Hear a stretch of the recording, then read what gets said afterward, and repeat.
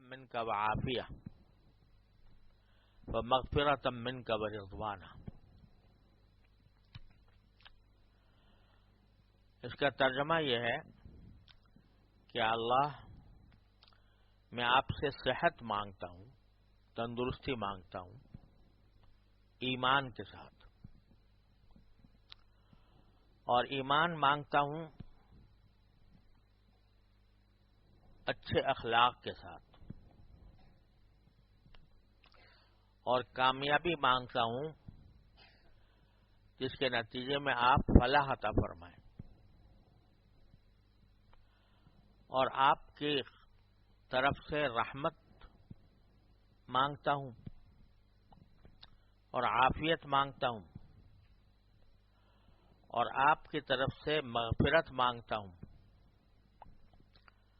اور آپ کی خوشنودی مانگتا ہوں۔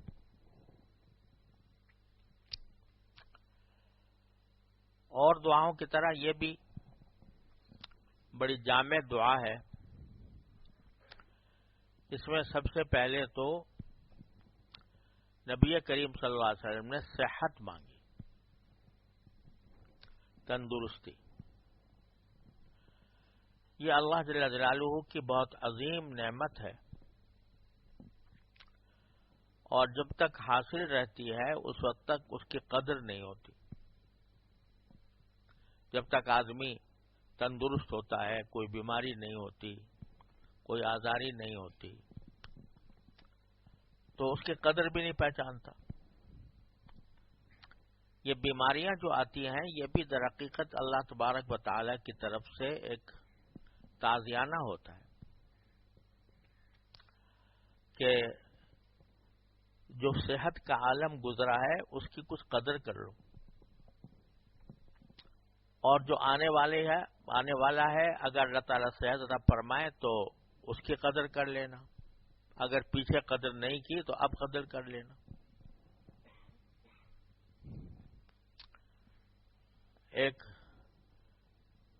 میں نے اپنے والد ماجد رحمۃ اللہ علیہ سے سنا، ایک کتاب ہے، اس بعض کی کتاب ہے، اس میں ایک حکایت لکھی ہے کہ کسی نے حضرت جبریل امین علیہ السلام کو دیکھا، نہیں حضرت اسرائیل علیہ السلام کو، جو ملک الموت، ان کو دیکھا خواب میں یا کشف میں جیسا بھی، اور ان سے یہ کہا کہ آپ بھی عجیب مخلوق ہیں، کسی بھی وقت آ دھمکتے ہیں آدمی کے اوپر اور اس کی جان لے کے چلے جاتے ہیں، اور کوئی نوٹس نہیں دیتے کہ بھئی تمہیں اتنے دن کی مہلت ہے، اتنے دن کا نوٹس ہے، جب آنا ہوتا ہے آ جاتے ہیں۔ تو انہوں نے کہا جواب میں حضرت اسرائیل علیہ السلام نے کہ میں تو اتنے نوٹس دیتا ہوں کہ دنیا میں کوئی اتنے نوٹس نہیں دیتا۔ جب تمہیں کوئی بیماری آتی ہے وہ میرا نوٹس ہوتا ہے، جب تمہارے پوتا پیدا ہوتا ہے تو میرا نوٹس ہوتا ہے کہ پوتا جو ہے وہ اپنے دادا کو زبان حال سے یہ پیغام دیتا ہے کہ بڑے میاں اب تمہارا وقت ختم، اب ہم آنے والے، ہم آ گئے، اب تم چھٹی کرو، تو وہ میرا نوٹس ہوتا ہے۔ تمہارے بالوں میں سفیدی آ جاتی ہے، وہ میرا نوٹس ہوتا ہے کہ اب بال سفید ہو رہے ہیں، اب وقت قریب آ رہا ہے۔ تو میں تو اتنے نوٹس بھیجتا ہوں لیکن کیا کروں، کوئی نوٹس لیتا ہی نہیں، اس لیے میں پہنچ جاتا ہوں۔ تو صحت اللہ تبارک و تعالیٰ کی بڑی عظیم نعمت ہے، اور اس کی قدر انسان نہیں پہچانتا۔ جوانی ہے، انسان کے اندر قوت ہے، طاقت ہے، اس کی قدر نہیں کرتا، اس نعمت کو پہچانتا نہیں، اور صحت کے وقت کو فضول کاموں میں ضائع کر دیتا ہے. تو صحت اللہ تعالیٰ کی عظیم نعمت، اور حدیث میں رسول کریم صلی اللہ علیہ وسلم نے ارشاد فرمایا کہ نعمتان مغبون فیہما کثیر من الناس الصحۃ والفراغ. اللہ تعالیٰ کی دو نعمتیں ایسی ہیں کہ جس میں لوگ دھوکے میں پڑے ہوئے ہیں، سمجھتے ہیں کہ یہ ہمیشہ رہیں گی، لہذا غفلت میں زندگی گزار دیتے ہیں. ایک نعمت ہے صحت کی اور ایک ہے فراغت کی. صحت نعمت ہے، لیکن آدمی صحت کی حالت میں اس دھوکے میں رہتا ہے کہ رہے گی یہ تو صحت، اور اس صحت کے اندر جو کام کر سکتا ہے وہ کرنے سے غافل رہتا ہے. کتنے لوگ ہیں جو یہ سمجھتے ہیں کہ بھئی دیکھو، اگر ہم کسی اپنے بڑے کو دیکھ رہے ہیں کہ یہ نفلیں پڑھتا ہے، یہ عبادات میں مشغول ہے، تسبیح کر رہا ہے، اللہ کا ذکر کر رہا ہے، تو بہت سے جوانوں کو یہ خیال آتا ہے کہ ہاں جی جب یہ ہو اس کی عمر کو ہم پہنچ جائیں گے ہم بھی کر لیں گے. جب اس کی عمر کو پہنچ جائیں گے تو اس وقت ہم بھی کر لیں گے. یہ تو بڑھاپے کرنے کے کام ہے، جوانی تو مزے اڑانے کے لیے ہے. جوانی تو اس کام کے لیے ہے کہ آدمی مزے اڑائے، اور اس کام کے لیے ہے کہ اس میں دنیا کی لذتوں سے زیادہ مستفید ہو، لہذا غفلت میں گزار دیتا ہے. اور جب بڑھاپا آتا ہے، بیماریاں آ جاتی ہیں، تو اس وقت آدمی کو یہ خیال ہوتا ہے کہ بھائی اب کرنا تو چاہیے، مگر اس وقت میں قوا جواب دے جاتے ہیں. اس طرح عبادت نہیں کر سکتا جس طرح جوانی میں کر سکتا تھا، اس طرح ذکر نہیں کر سکتا جیسا کہ جوانی میں کر سکتا تھا. حج کے لیے خاص طور پر لوگ جو ہیں اس انتظار میں رہتے ہیں ذرا بوڑھے ہو جائیں تو پھر جائیں، حالانکہ وہ عبادت ایسی ہے کہ جو جوانی ہی کی عبادت ہے. بڑھاپے میں جا کر سوائے اس کے کہ دوسرے لوگوں پر بوجھ بنے آدمی، اس کے سوا اور کوئی اس کا نتیجہ نہیں ہے. اس وقت تک کا انتظار کرنا. اس لیے نبی کریم صلی اللہ علیہ وسلم نے صحت کی دعا مانگی اور ہمیں تلقین فرمائی، مانگا کرو صحت، تاکہ اس صحت کو اللہ تبارک و تعالی کی خوشنودی کے کاموں میں استعمال کرو. ٹھیک ہے، جب صحت ہے تو اس میں اللہ تعالی نے جائز چیزوں سے لطف اندوز ہونے کی کوئی ممانعت نہیں کی، لیکن یہ سمجھ لو کہ اس صحت کو اگر ٹھیک استعمال کرو گے، صحت کا عالم ہے، قوت ہے، طاقت ہے، کھڑے ہو کر نماز پڑھ سکتے ہو، سجدہ ٹھیک سے کر سکتے ہو، رکوع ٹھیک سے کر سکتے ہو، تو اپنی عبادتوں کو اس طریقے سے ادا کرنے کی کوشش کرو جو رسول کریم صلی اللہ علیہ وسلم کی سنت کے مطابق ہو. صحت سے یہ فائدہ اٹھاؤ. جب بوڑھے ہو جائے گا آدمی تو کبھی اس کے گھٹنے خراب ہیں، کبھی اس کی کمر خراب ہے، تو سجدہ بھی کرنا چاہتا ہے مگر کرنے میں دشواری ہوتی.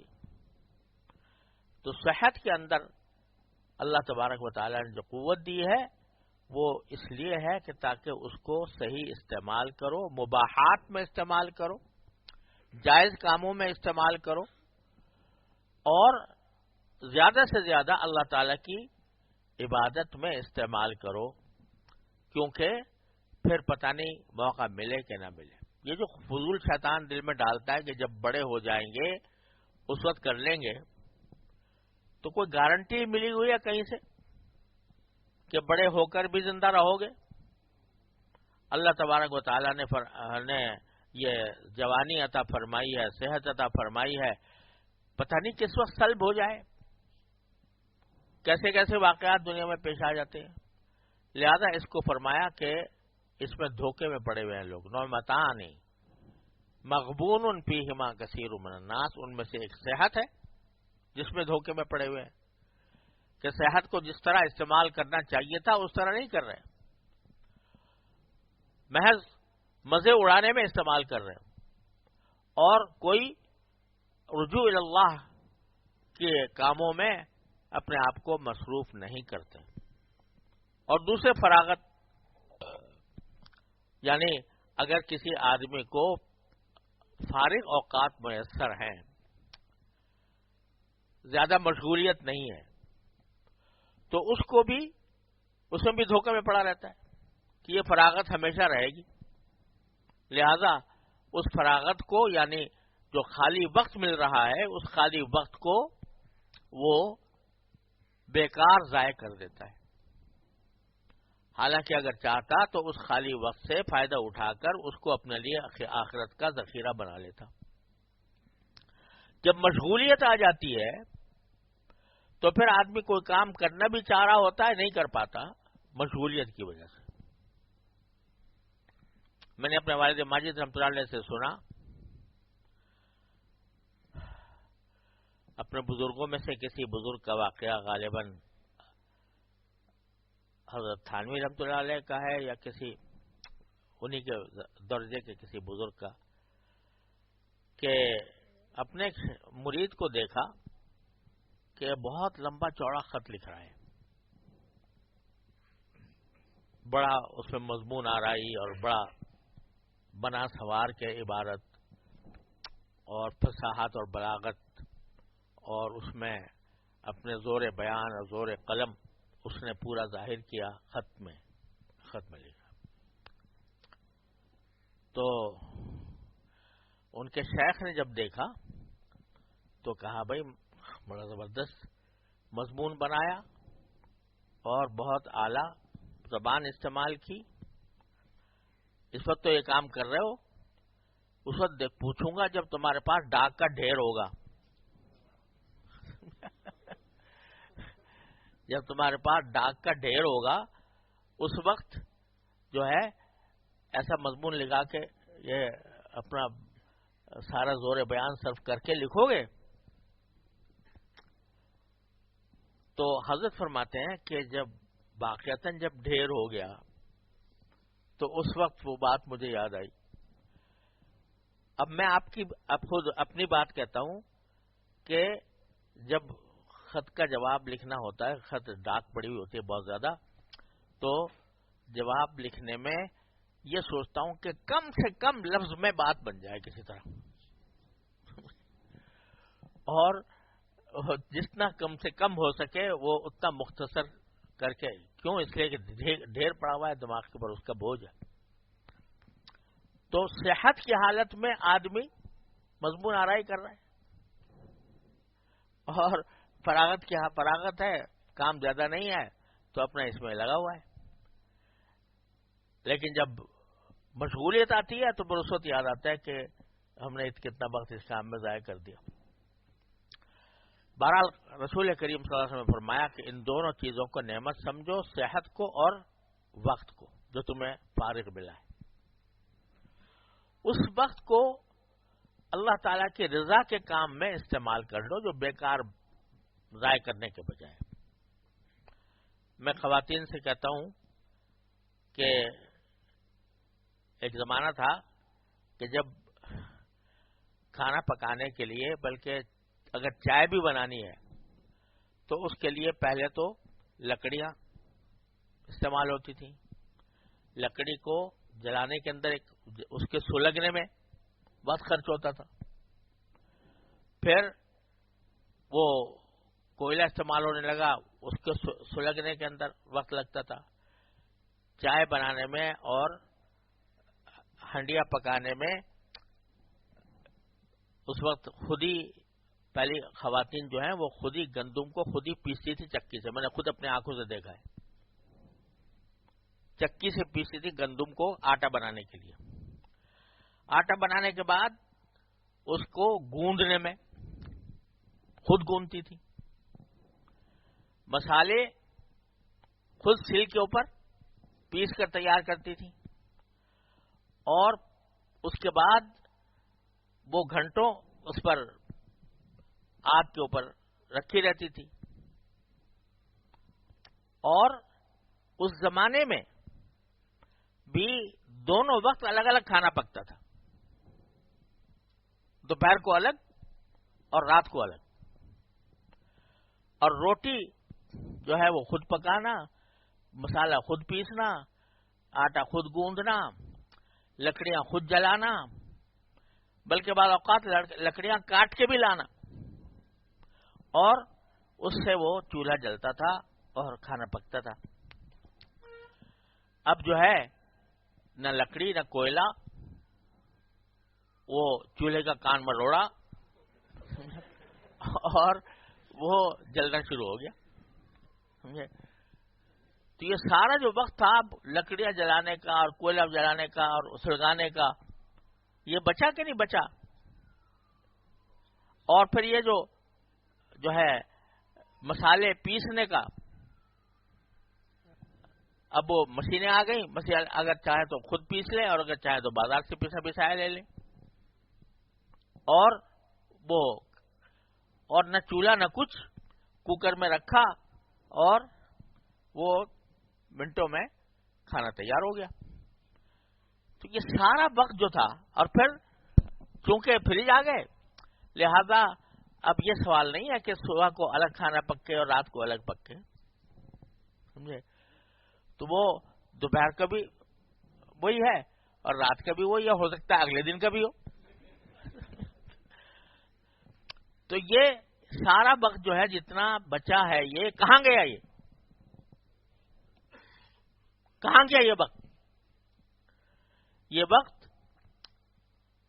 کس چیز میں خرچ ہوا؟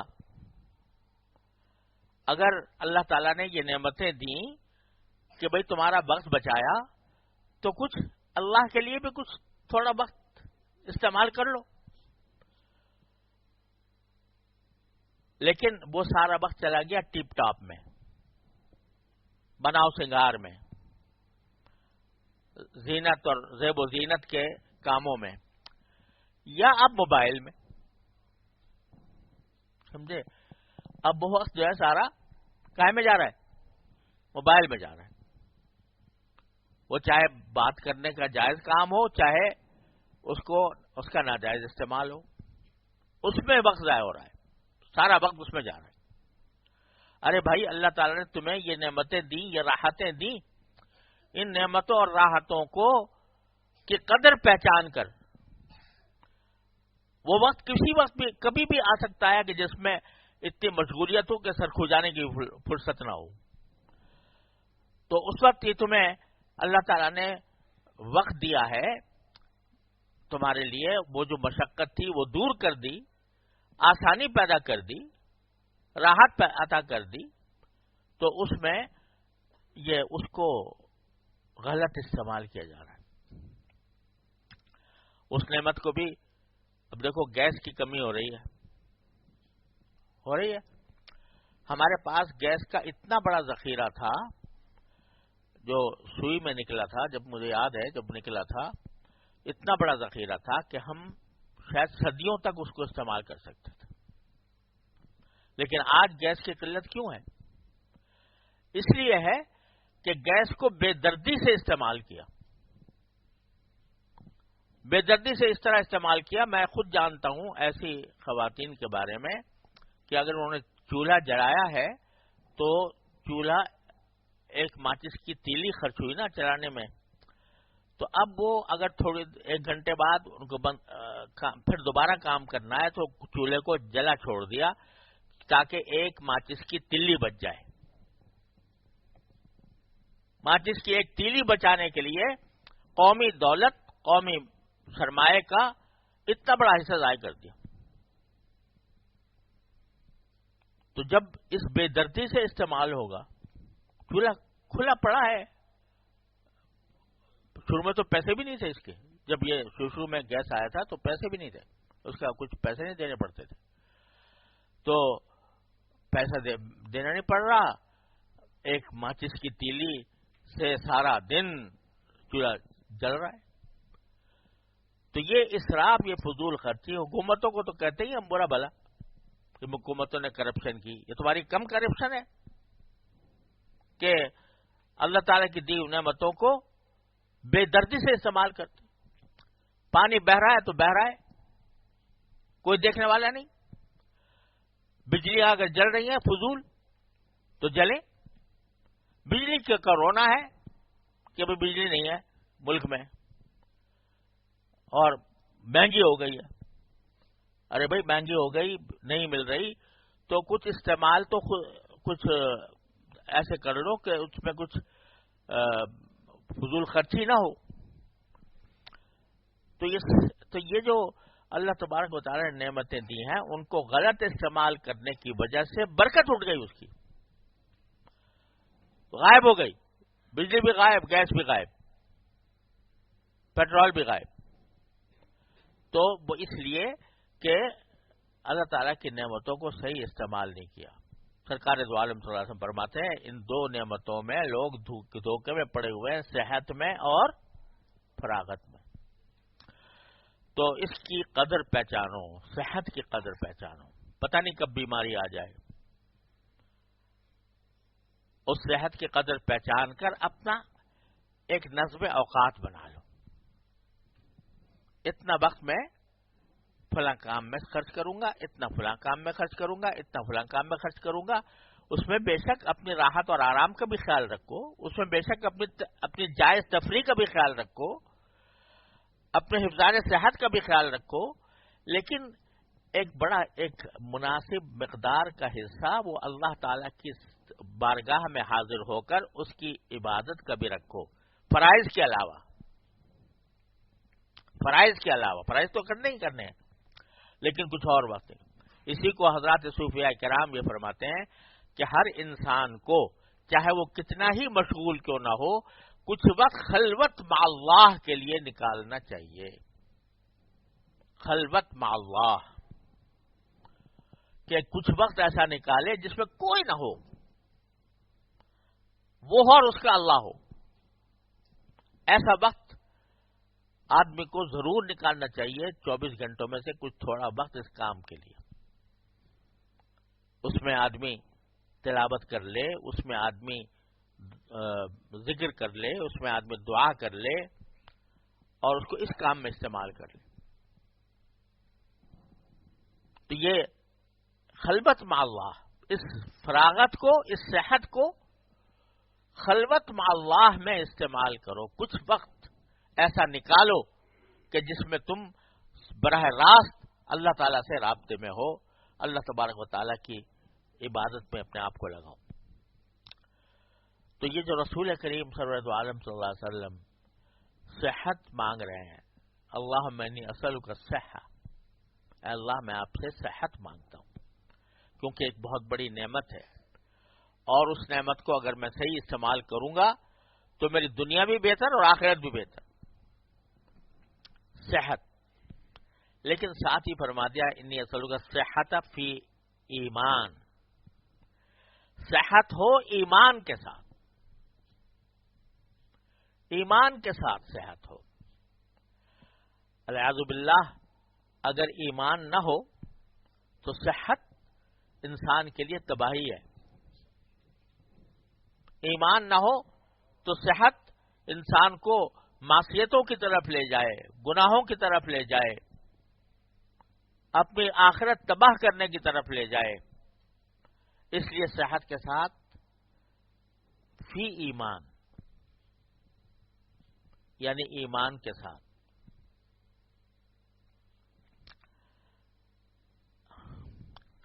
جو عربی لوگ جاننے والے ہیں ان کو یہ سمجھنا چاہیے کہ فی ہمارے میں مع کے ہے، کہ صحتن فی ایمان کے معنی مع ایمان، کہ صحت ہو ایمان کے ساتھ. لیکن فی بعض اوقات مع کے معنی میں آتا ہے، اسی معنی میں یہاں پر بھی ہے، لیکن دونوں میں ایک فرق ہے. اگر یہ کہتے کہ صحتن مع ایمان تو صحت الگ چیز، ایمان الگ چیز، دونوں کو مانگ رہے ہیں اکٹھا کہ صحت بھی ملے الگ اور ایمان ملے الگ. لیکن جب فی کہا جاتا ہے صحتن فی ایمان تو مانا دونوں بالکل ملی جلی ہوں، دونوں جو ہیں وہ ایک دوسرے میں پیوست ہوں، ایک دوسرے میں پیوست ہوں. یعنی ایک تو یہ ہوتا ہے نا کہ دو چیزیں ایک یہاں رکھی ہے ایک یہاں رکھی ہے، دونوں ہمارے قبضے میں آ گئی. ایک یہ ہے کہ دونوں مرکب ہو جائیں، دونوں گھل مل جائیں، صحت ایمان کے ساتھ گھل مل جائے، ایمان کے ساتھ صحت گھل مل جائے. تو یہ لفظ جو استعمال فرمایا صحتن فی ایمان، کہ اللہ مجھے ایسی صحت دیجئے جو ایمان میں گھلی ملی ہو، کہ من تو شدم تو من شدی، دونوں یکجان ہو جائیں. یکجان کیسے ہوں گی؟ یکجان دو طریقے سے ہوں گی. ایک یہ کہ جو صحت کے معنی کیا ہے، ہم اس کے ساتھ لفظ جو استعمال کرتے ہیں تندرستی کا، بدن کا درست ہونا، یہ تو ہے ہی ہے، لیکن عربی میں صحت کے معنی میں بدن داخل نہیں ہے. صحت کے جو لفظ ہے اس میں عربی میں اس میں بدن داخل ہے نہیں، بلکہ درستی ہے نا، صرف بدن کی درستی نہیں، مطلق درستی، ہر چیز کی درستی. تو جب ایمان اور صحت دونوں گھل مل گئے تو مانا یہ کہ ایمان بھی درست ایمان،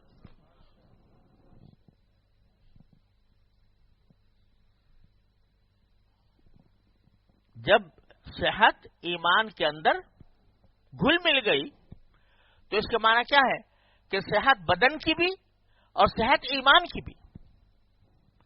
اور ایمان کی صحت جو ہے وہ چیز ہے کہ جو آدمی کو ذرا مشکل سے حاصل ہوتی ہے. یعنی ایمان بے شک ہے الحمدللہ، اور اس کی وجہ سے ہم مسلمان بھی کہلاتے ہیں. ایمان ہے اس پر کہ اللہ ایک ہے، ایمان ہے اس پر کہ رسول کریم صلی اللہ علیہ وسلم اللہ کے سچے رسول ہے، خاتم النبیین ہے. ایمان ہے اس پر کہ آخرت میں جانا ہے. ٹھیک، الحمدللہ ایمان تو ہے، لیکن ساتھ ساتھ وسوسے بھی آتے ہیں. کبھی یہ وسوسہ آ گیا بھائی اللہ میاں ہے تو اللہ میاں کو، اللہ تعالیٰ نے ساری کائنات پیدا کی تو اللہ میاں نے کس کو پیدا کیا، مثال کے طور پر یہ وسوسہ آ گیا. یہ وسوسہ آ گیا کہ بھائی پتہ نہیں مرنے کے بعد ہوگی تو ہم ایمان تو رکھتے جائیں گے، لیکن بہت سے مسلمانوں کو یہ وسوسہ آتا ہے کہ پتہ نہیں ہوگا کہ نہیں ہوگا. دماغ میں وسوسہ، اس وسوسے سے ایمان ختم تو نہیں ہوتا، لیکن ایمان کے کمال میں نقص آتا ہے ان فضول خیالات کے نتیجے میں. تو ایمان پکا وہ ہے کہ جس میں ذرہ برابر اس میں تزلزل نہ ہو، وہ ہے ایمان کامل، اور وہ ایمان صحیح ہے، درست ایمان کہ جس میں کوئی تزلزل نہ آئے. اسی لیے بزرگ دعا کیا کرتے تھے کہ اللہ ہمیں ایسا ایمان عطا فرما جیسے بوڑھیوں کو ہوتا ہے. ہمارے نسل کا ایمان کے ایمان عجوز، ایمان عجائز، بوڑھیوں کو جنہوں نے کچھ پڑھا لکھا بھی نہیں. میں سچ کہتا ہوں کہ جو ان پڑھ آدمی ہوتا ہے اس کا ایمان بڑا کامل ہوتا ہے، سمجھے نا، اس کا ایمان پکا ہوتا ہے، اس میں ذرہ برابر شک اور تردد کی گنجائش نہیں ہوتی. اور یہ جو ہم لوگ پڑھ لکھ جاتے ہیں نا، ان کا جو ایمان آتا ہے وہ ایمان دلائل کی بنیاد پر آتا ہے، عقل کی بنیاد پر آتا ہے، اس کے لیے استدلال کرنا پڑتا ہے، اور استدلال کے اوپر اشکالات وارد ہوتے ہیں، اور پھر ان کا جواب دینا ہوتا ہے، تب جا کر کہیں ایمان کی منزل حاصل ہوتی ہے. اور جو ان پڑھ ہے، بڑھیا ہے، اس کو تو نہ دلیل کا پتہ، نہ استدلال کا پتہ، نہ اسے منطق آتی ہے، نہ اسے فلسفہ آتا ہے، نہ اسے کلام آتا ہے. وہ تو ایمان لیے بیٹھی ہے کہ بس. امام راضی رحمۃ اللہ علیہ کا قصہ سنا ہوگا نا آپ لوگوں نے، کہ آخر میں ساری شیطان کے ساتھ مناظرہ ہوا مرتے وقت، تو امام راضی جو ہیں ان سے بڑا اور استدلال کرنے والا کون ہوگا. تو وہ انہوں نے دلائل پیش کیے شیطان کے سامنے. وہ شیطان ہر ایک کے اوپر کوئی نہ کوئی نقض وارد کر دیتا، کوئی اشکال کر دیتا، یہاں تک کہ خزانہ خالی ہونے لگا دلائل کا. تو ان کے جو شیخ تھے، شیخ نجم الدین کبریٰ رحمۃ اللہ علیہ، ان پر منکشف ہوا. انہوں نے کہہ دے کہ میں بے دلیل اللہ کو ایک مانتا ہوں. تو اللہ نے اس طریقے سے حسن خاتمہ عطا فرما دیا. تو مولانا فرماتے ہیں مولانا رومی، پائے استدلالیاں جو بھی بود، پائے جو بھی سخت بے تمکی بود. استدلال کرنے والوں کا جو پایا ہوتا ہے نا، ستون جس کے اوپر عمارت کھڑی ہوتی ہے، تو پائے استدلالیاں جو بھی بود، ان کے جو استدلال کا جو ستون ہے وہ لکڑی کا بنا ہوا ہے، سمجھے. لہذا اور پائے چوبی سخت بے تمکین بود، اور جو لکڑی کا پایا ہوتا ہے وہ بہت کمزور ہوتا ہے. تو وہ ایمان جو بے دلیل آتا ہے نا، وہ پکا ہوتا ہے، یعنی جو مشاہدے سے پیدا ہو رہا ہے. ہزار فلسفے ایک طرف، اور ایک دیہاتی کا یہ جملہ جو اس نے کہہ دیا تھا کہ البارد تدل علی البعیر والاثر علی المسیر فسماء ذات ابراج وارض ذات فجاج کیف لا تدل علی اللطیف الخبیر. اس کے سامنے دلیل ولیل کچھ نہیں ہے، کوئی اس کے سامنے نہ قیاس اقترانی نہ قیاس تمثیلی.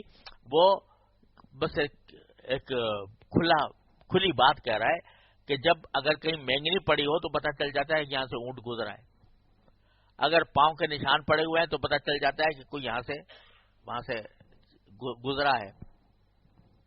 تو یہ برجوں والا آسمان، یہ جو ہے جس کے بے شمار راستوں والی زمین، یہ اللہ کا پتہ نہیں دے گی.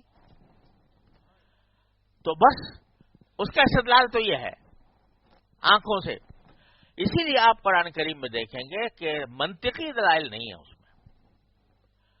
اگر ہے بھی کہیں لو کان فیہما آلیۃ الا اللہ لفسدتا، تو علماء کرام کہتے ہیں کہ یہ استدلال جو ہے کیسا ہے، یہ ظنی نہیں، کیا لفظ بولتے ہیں اس کو، اقناعی، سمجھا. لیکن اس طرح کے منطقی دلائل نہیں ہے. کیا کہیں ان فی خلق السماوات والارض واختلاف اللیل والنہار لآیات لأولی الالباب. تو جو براہ راست آسمان کو دیکھ کر، زمین کو دیکھ کر، تاروں کو دیکھ کر جو خود بخود ایمان پیدا ہوتا ہے، اس کی طرف بلاتا ہے اللہ تعالیٰ. سارے قرآن بھرا ہوا ہے.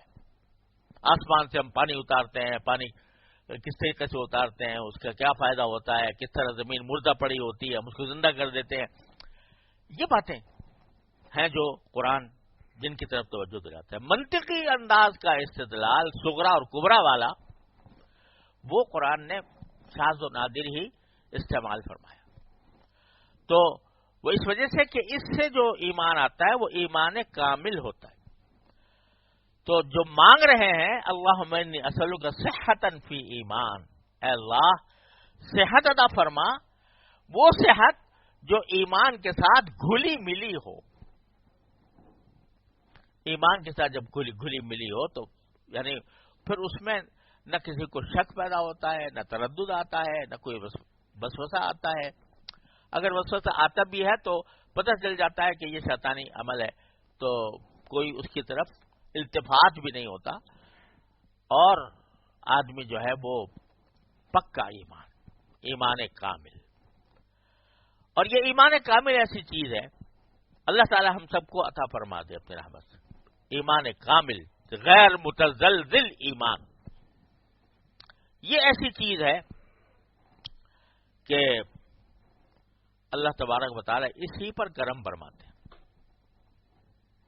یہ جو حدیث میں آتا ہے کہ من قال لا الہ الا اللہ دخل الجنہ، جو ایک مرتبہ لا الہ الا اللہ کہہ دے جنت میں داخل ہو جائے گا.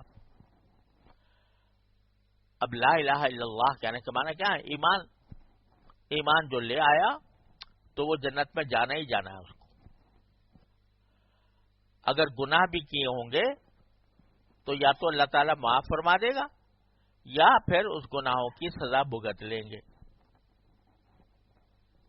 اللہ تعالیٰ اس سے بھی بچائے اپنے رحمت سے.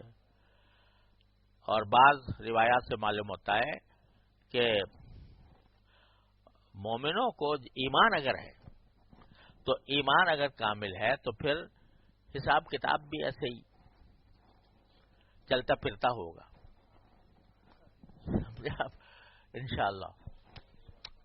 تو حضرت عائشہ رضی اللہ تعالیٰ عنہ نے پوچھا تھا کہ رسول اللہ اگر حساب کتاب ہو گیا تو کیا بنے گا ہمارا؟ تو آپ نے فرمایا کہ مومن کے لیے حساب کتاب جو ہوگا انما ذالک العرض، وہ بس ایک پیشی ہوگی بس. ومن نوقش عذب، اور اگر کسی کے ساتھ کوئی بحث ہو گئی، باقاعدہ سوال جواب ہو گیا ایک ایک چیز کا، تو پھر تو اس کے بچنے کا امکان مشکل ہے.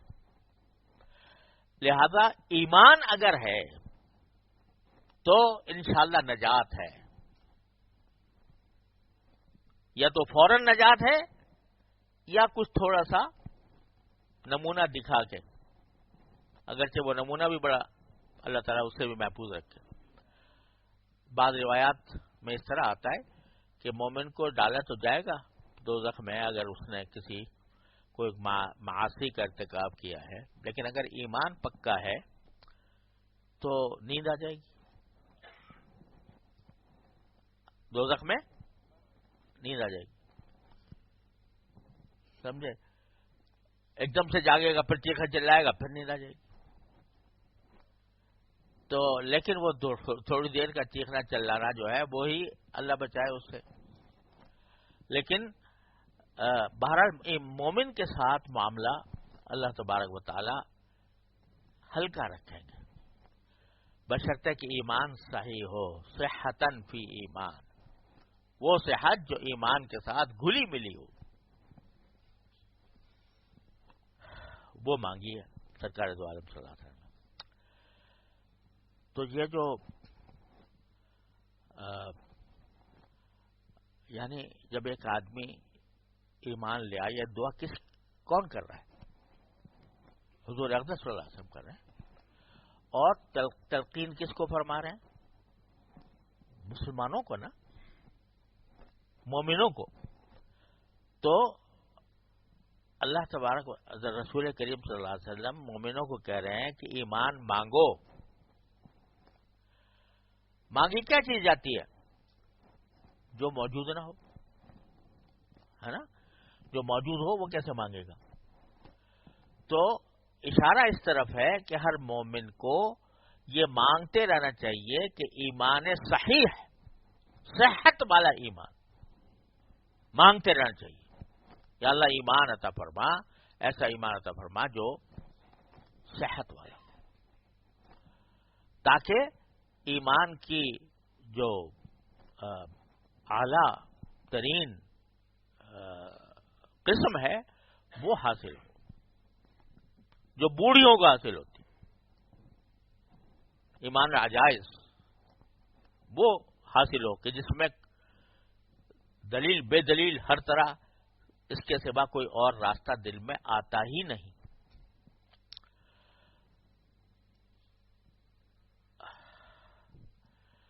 جب جتنا آدمی پڑھتا جاتا ہے، علم حاصل کرتا جاتا ہے، اور علم بغیر کسی رہنما کے حاصل کرتا ہے، تو یہ علم جو ہے نا، یہ پھر بعض اوقات انسان کو گمراہی کی طرف لے جاتا ہے اور دل میں شکوک پیدا کرتا ہے، ایمان کے اندر رکھنا ڈالنے کی کوشش کرتا ہے. لیکن جب اگر اللہ تبارک و تعالیٰ یہ عطا فرما دے جو مانگا ہے رسول کے صحتن فی ایمان، تو پھر انشاءاللہ کچھ نہیں، نہ کوئی علم کچھ بگاڑ سکتا ہے، نہ کوئی سائنس کوئی بگاڑ سکتی ہے، نہ کوئی فلسفہ کچھ بگاڑ سکتا ہے. وہ جو ایمان کامل ہے وہ اللہ کی طرف سے عطا ہے، وہ عطا ہو گئی.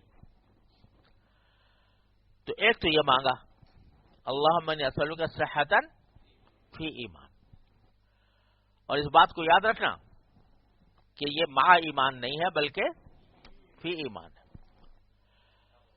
صحتن فی ایمان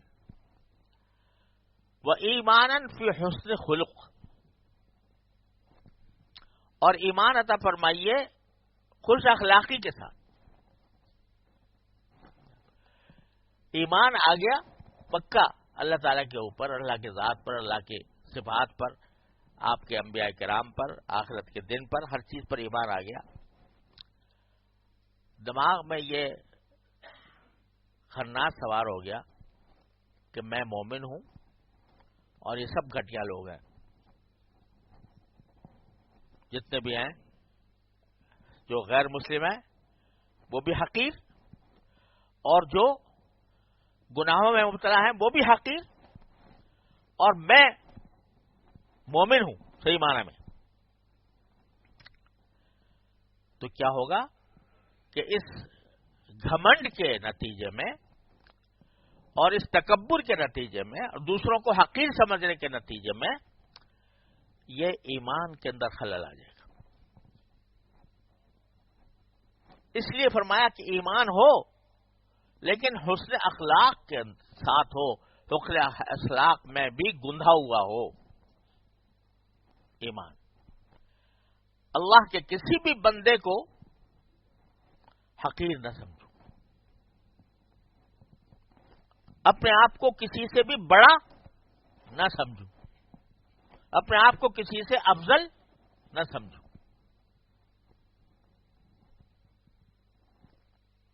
تو اس لیے ایمان آ گیا الحمدللہ، اللہ کا شکر ہے، لیکن اس کے ساتھ دوسرے لوگوں کی تحقیر آ گئی،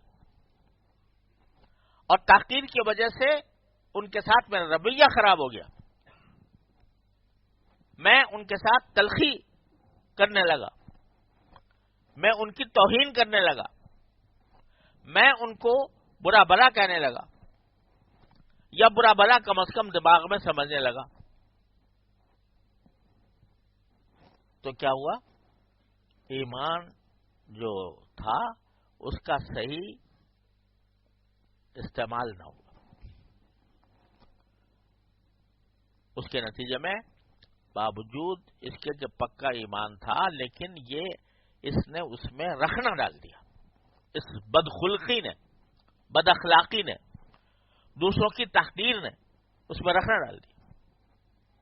اس لیے فرمایا کہ ایمانن فی حسن خلق، ایمان ایسا ہو جو حسن خلق، خوش اخلاقی کے ساتھ ہو، کسی کو بھی میں حقیر نہ سمجھوں.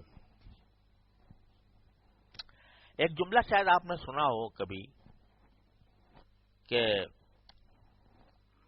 بعض صوفیہ نے کہا ہے کہ صحیح مومن وہ ہے جو اپنے آپ کو کافر فرنگ سے بھی افضل نہ سمجھے. کافر فرنگ کا لفظ استعمال کیا، کافر فرنگ، فرنگی کافر، اس سے بھی افضل نہ سمجھے. یہ کیا بات ہو گئی؟ کافر ہے، فرنگی، اس سے بھی اپنے آپ کو افضل نہ سمجھے۔ ایک تو اس لحاظ سے، جیسے میں نے پہلے بھی عرض کیا تھا، کہ اپنے بارے میں دماغ میں یہ تصور لانا کہ بھئی میں کوئی بڑی چیز ہوں، یہ کسی بھی حالت میں اللہ تبارک و تعالیٰ کو پسند نہیں۔ حقیقت انسان کی کیا، ایک گندا قطرہ تھا، اس کو اللہ تعالیٰ نے کہاں سے کہاں پہنچا دیا۔ تو اس لیے ایک تو یہ وجہ ہے کہ بھئی جب میں گندگی سے میری پیدائش ہوئی ہے تو میں کیسے کہوں کہ بھئی وہ بھی گندگی سے پیدا ہوا تو اسے افضل کیسے ہوگا؟ ایک تو اس لحاظ سے۔ دوسرے اس لحاظ سے کہ خاتمے کا کچھ پتہ نہیں، خاتمے کا کچھ پتہ نہیں، کیا پتہ اس کافر فرنگ کو اللہ تبارک و تعالیٰ کسی وقت توفیق دے دے اور اس کا ایمان کامل ہو جائے اور وہ مجھ سے آگے نکل جائے آخرت میں، یہ پتہ نہیں، لہذا کس بنا پر اپنے آپ کو اس سے افضل کہوں۔ ایک بزرگ کا واقعہ حضرت تھانوی رحمۃ اللہ نے لکھا ہے کہ جو اس کو کسی بیوقوف نے ان کو یہ گالی دے دی کہ تم کتے سے بدتر ہو، ایک بزرگ کو، متقی پرہیزگار آدمی، ان کو کہہ دیا تم کتے سے بدتر ہو۔ تو انہوں نے جواب میں کہا بھائی ابھی تو میں تمہاری بات کی تردید نہیں کر سکتا، اگر اللہ میاں نے مجھے ایمان کے ساتھ اٹھا لیا پھر تو میں کہوں گا تم غلط کہہ رہے تھے، اور اگر خدا نہ کرے میرا خاتمہ خراب ہوا تو پھر تمہاری بات صحیح ہے کہ کتے سے کم از کم باز پوچھ تو نہیں ہوگی، اس کو جہنم دوزخ سے کا سامنا تو نہیں کرنا پڑے گا، لہذا میں ابھی تمہاری بات کی تردید نہیں کر سکتا۔ دوسرا ہوتا کیا کہتا، تو کتے سے بدتر، تیرا باپ کتے سے بدتر، لیکن انہوں نے اس کو ایک مسئلہ بنا دیا کہ ابھی تو میں تمہاری بات کی تردید نہیں کر سکتا، اگر دنیا سے چلا گیا ایمان کے ساتھ تو پھر بے شک بہتر ہوں گا، ورنہ تم صحیح کہتے ہو۔ تو اس واسطے ایمان کے ساتھ بعض اوقات یہ تکبر لگ جاتا ہے، دوسروں کی تحقیر لگ جاتی ہے، اس تکبر اور تحقیر کے نتیجے میں خود اس ایمان میں خلل آ جاتا ہے۔ لہذا سرکار دو عالم صلی اللہ علیہ وسلم نے ایمان مانگا فی حسن خلق، ایمان ہو حسن اخلاق کے ساتھ، دوسروں کو حقیقت۔ دیکھو ایک بات اور سمجھنے کی ہے، خاص طور پر اہل علم کے لیے، کہ اپنے آپ کو دوسرے سے اکمل سمجھنا تکبر نہیں، افضل سمجھنا تکبر ہے۔ کیا مانا کہ بھئی ایک آدمی ہے، وہ صحت مند ہے، قوی ہے، مضبوط ہے، توانا ہے، اور ایک بیچارہ کمزور سا ہے، ٹھیک ہے؟ تو اگر کوئی شخص اپنے آپ کو اس کی حقیقت کا اعتراف کرے کہ ہاں بھئی مجھے اللہ نے قوت زیادہ دی ہے اور دوسرا جو ہے میرے مقابلے میں کمزور ہے، تو اپنے آپ کو صحت اور قوت میں اکمل سمجھ رہا ہے، اس میں کوئی حرج نہیں، سمجھ گئے؟ البتہ اس کا حق یہ ہے کہ اس پر شکر ادا کرے، اس پر ناز کرنے کے بجائے شکر ادا کرے، الحمدللہ میری قوت اس سے زیادہ ہے، میں اس سے زیادہ صحت مند ہوں، بہت اچھی بات ہے، یہ کہنے میں کوئی حرج نہیں، اللہ تعالیٰ کا شکر ہے کہ میں ہوں صحت مند۔ لیکن افضل سمجھنا، میں اس سے افضل ہوں، میری فضیلت اس سے زیادہ ہے، یہ ہے زہر انسان کے لیے۔ کوئی آدمی ان پڑھ ہے بالکل اور ایک آدمی پڑھا لکھا ہے، تو پڑھا لکھا جو ہے، بہرحال پڑھے لکھنا علم جو ہے وہ ایک اچھی صفت ہے، اس کو حاصل ہے، دوسرے کو نہیں ہے۔ تو اس کو سمجھنا کہ بھئی اس کو یہ نعمت نہیں ملی، مجھے مل گئی اللہ تعالیٰ کے فضل و کرم سے، تو یہ اکمل سمجھنا ہوا، یہ افضل سمجھنا نہ ہوا۔ لیکن یوں سمجھا کیونکہ میں عالم ہوں اور اس واسطے میرے لیے جنت کی گارنٹی مل گئی ہے مجھے، اور دوسرا جو ہے وہ چونکہ ان پڑھ ہے لہذا وہ جہنمی ہے العیاذ باللہ، یا کم از کم جنت میں مجھ سے بہت نیچے ہوگا، مثال کے طور پر۔ یہ ہے افضل سمجھنا اپنے آپ، یہ ہے حرام اور یہ ہے ممنوع، اور یہ ہے بلا اور مصیبت جو حسن خلق کے خلاف ہے۔ تو ایماناً فی حسن خلق، اے اللہ ایمان عطا فرما، اچھے اخلاق کے ساتھ عطا فرما، کسی کی تحقیر نہ ہو، کسی کی تذلیل نہ ہو، کسی کو میں برا نہ سمجھوں۔ تو یہ سبق ہے جو ایک ایک لفظ میں سرکار دو عالم صلی اللہ علیہ وسلم عطا فرما رہے ہیں ان دعاؤں کے اندر۔ اللہ تعالی ہمیں سمجھنے کی بھی توفیق عطا فرمائے اور اس پر عمل کی بھی توفیق عطا فرمائے۔ چلو آج اتنا، وصلی اللہ تعالی علی خیر خلق سے۔